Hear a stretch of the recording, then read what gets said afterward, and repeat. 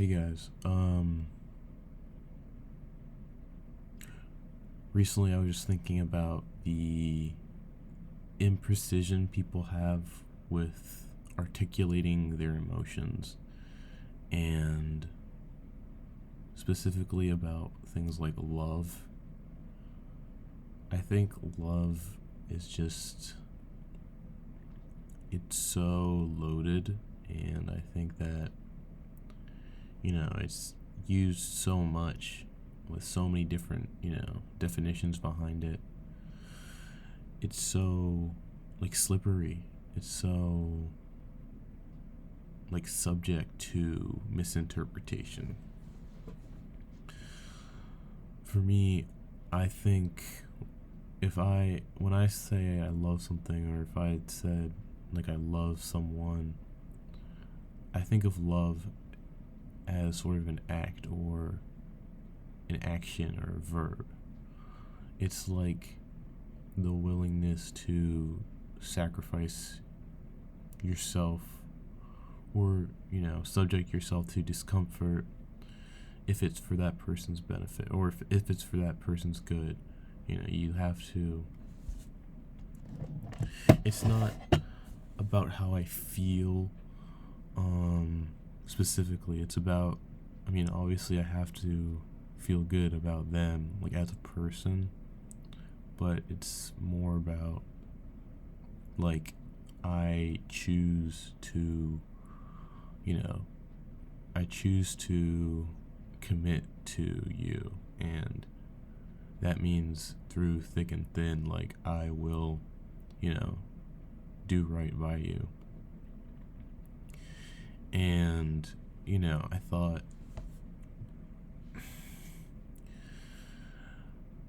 I think that when this is done this way, it's like the only real sustainable way to have a relationship or love, because, you can't bank on things being smooth your entire life. Obviously, there's going to be really big trials, and if you're with someone else, you gotta be willing to work with them and stick through with them, or else you won't have anything. If you jump ship every time the boat rocks, you're never gonna get anywhere. But I feel like the modern day definition of love is I love how you make me feel right now, or I love who I am with you, or, just like you make me feel a certain way. And this is just not the same thing as what I was talking about. It's difficult to realize that, after the fact, because what I realize is your mindset and your reasons behind things always like affect the trajectory and like how it plays out. Like you can have two things on the surface, like two people who love each other, but the reason and how they define that is what determines, how the rest of the relationship plays out. If you're the latter definition and you like the vibes and you like how it feels when you're asked, when they put up boundaries, or when they're asked to do something, or when they call you out, you don't actually introspect. You just say, well, this is wrong. This is not, this isn't what love is supposed to be like. I'm not supposed to be uncomfortable. And if you just dismiss, like you basically, when your whole basis of love is convenience and, feeling good, anything that feels bad, no matter what, you're just going to try to sweep it under the rug so you can get to feeling good as soon as possible again. And in that way, you think, okay, now, my loving relationship is still there. But the other person, if they have this different definition, like sort of I did, I don't want to, you know, I don't want to make you uncomfortable, but it's just, there's, it's like you have to swallow some bitter medicine in order to get better. Like there's some deeper issues, that you need to start addressing if, like, you want to be able to keep things going. Like, if your trust is broken, and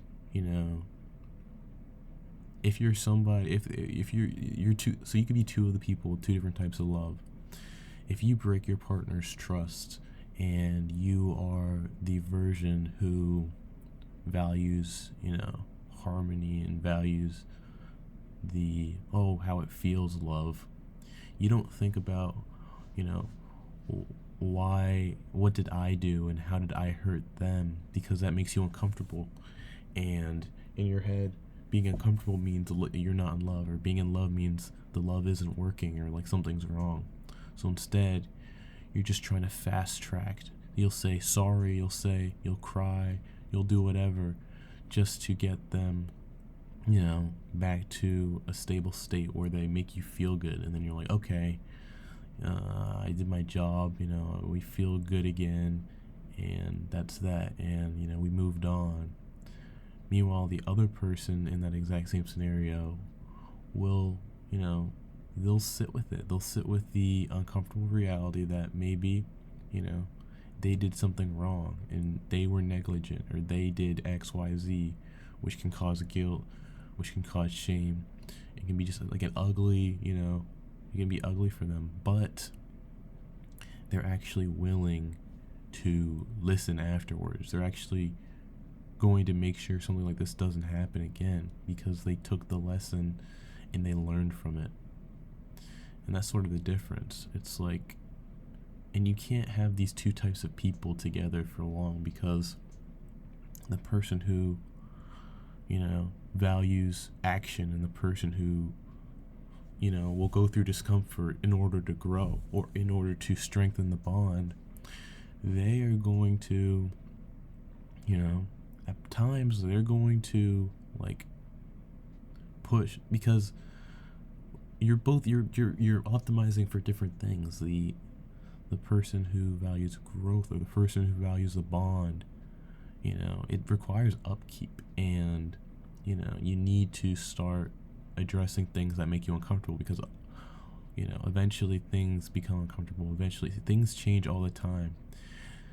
You can't have two like planes fly in the same direction and then land at the same spot unless they're both self-correcting in the same way. It's the same thing for like relationships. Life will have entropy, and it will drag two people, in different directions, or just disarray. And the only way anything will come out of it, is if you and if they, keyword both of them, are both self-correcting and both willing to deal with those minor discomforts, willing to check themselves and readjust for the sake of the other person. That's the only way. If you're this vibes-based person, maybe you can stick it out with another vibes-based person, but eventually things prop up, and you're going to be much more willing to not put the work in. You're not going to be willing to put the work in for it. And, you could have some fun times, or like a lot of bonds, that you have people, you experience a lot of things. But at the end of the day, you're capping like how much you can really do. All relationships end, but I think that you just have to have the same expectation going in. Like you can't have two different definitions of love and expect something to go well. And that's sort of what I learned. But it's a very bitter pill to swallow, and I feel like in modern day society, love is so fucking sensationalized. Everybody talks about it and shows have it and it's all propped up. It's like this fantasy, like Prince and the Princess. It's so unrealistic. It's so not real. But people go in and project it. It's like, honestly, I think the way love is portrayed is, and like used in, like, is brainwashed into us, is worse than like the porn brainwashing people get. Like so a lot of men will like get their entire expectations of sex from like porn, and it's unhealthy and yada yada yada. But look at the whole love scene. Like, you got whole groups of people watching like all these romantic movies, seeing all their friends doing stuff, and it's like they think, oh, it looks good on the outside, so it has to be good on the inside. It's like everything's good. They don't see the effort, they don't see the shit that's underneath. It's just completely, you know, it's just ironic. So, yeah, thank you for listening.